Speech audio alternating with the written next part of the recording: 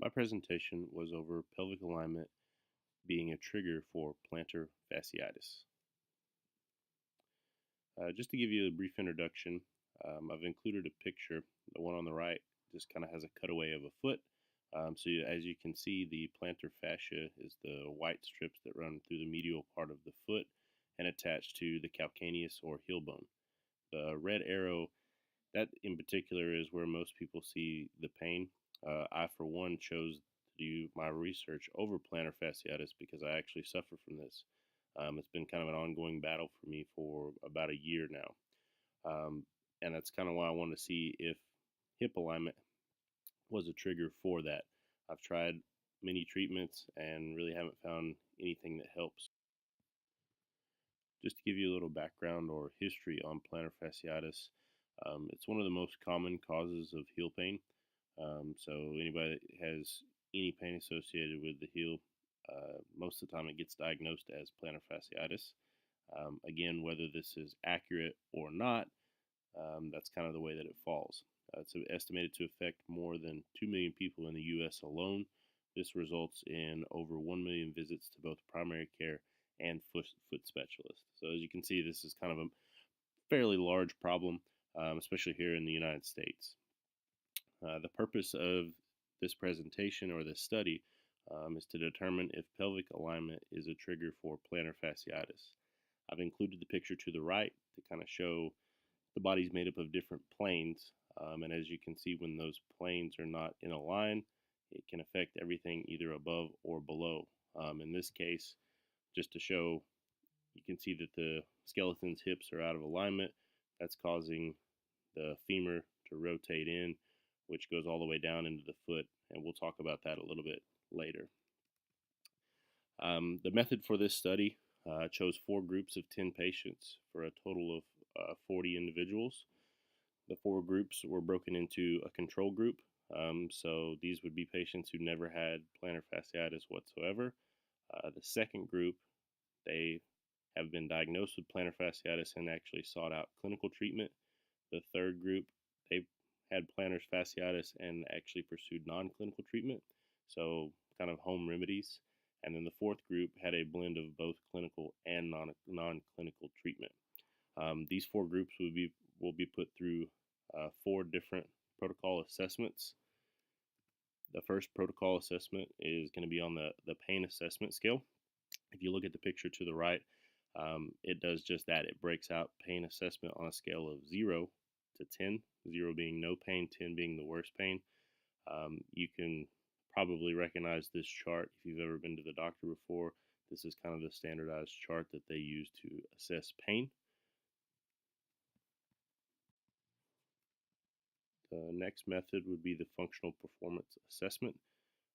This is mainly used to be able to judge the alignment of a person's ankles.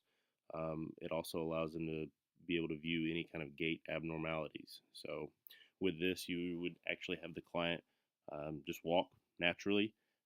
What you want to focus on, as you can see in the left picture, is that alignment of the ankle, whether it's overpronated or oversupinated. The third test would be a foot posture assessment. This one, you're going to focus on the arch. This is really the assessment that most doctors actually use to determine plantar fasciitis. If you're flat-footed, you're more prone to have plantar fasciitis. This is sometimes where the doctor would try and prescribe orthotics to help correct that arch or to bring the arch back. Um, my feeling on orthotics is the human body was made to naturally support the arch. Orthotics are good in a pain management situation, but I don't necessarily see them as a long-term goal. What happens after you remove the orthotic is any abnormalities that may have been in the hip, ankle, um, you're just going to come right back and have that pain. It's going to come back because you haven't actually assessed and fixed the problem. The last test is the Weber-Barstow assessment.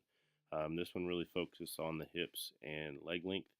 So you can see the picture on the right. It just kind of gives a brief overview of that test. With this, you're really looking to see if there's any leg length asymmetry. So if there's a leg length discrepancy, as you can imagine, if one leg is longer than the other, that's going to affect your gait as well as going to affect how your weight is shifted onto the right or left foot, depending on where the abnormality lies. Um, and this just kind of ties into what we've talked about. While you may be experiencing pain in the foot or heel, the mechanical relationship that may be driving your foot pain could be rooted in the pelvis.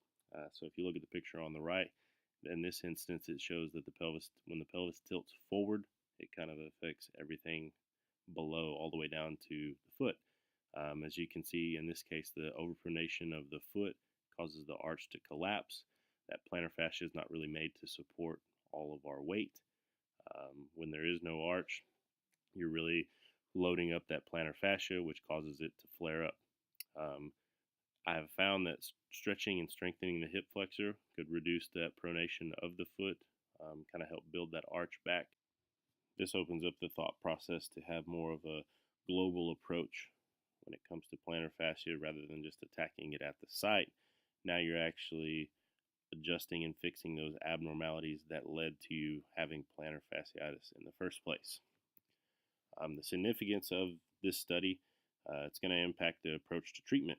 So as I just talked about, most doctors, they want to go right in and attack it right at the foot, which, yes, we absolutely want to attack it at the site and source of that pain, but we also need to look up further to see if it's not an abnormality or deficiency elsewhere in the body that's causing that plantar fasciitis.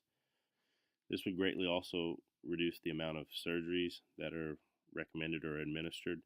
Um, Again, going back to it being more than just attacking it at the site and source of that pain.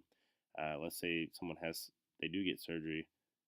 If it's an abnormality of the hips, then even though you did surgery on that plantar fascia, you're still going to have that deficiency. It's going to load that plantar fascia back up, and that fasciitis is going to set right back in, even though you had surgery.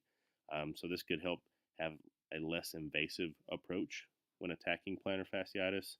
And then again, just a more global approach. So rather than only focusing at the site and source of that pain, working your way up, and I put even into the back and pelvis. I feel that this is a much more effective approach to treating plantar fasciitis rather than just kind of blanketing everyone under the same routine, diagnosing everyone the same, because we're not all the same. Different people have different deficiencies. I personally feel like my plantar fasciitis stems from the pelvis hip region, so that's kind of why I wanted to take a look at it and do this report. I hope that there are more studies that come out so that we can better approach plantar fasciitis. Thank you.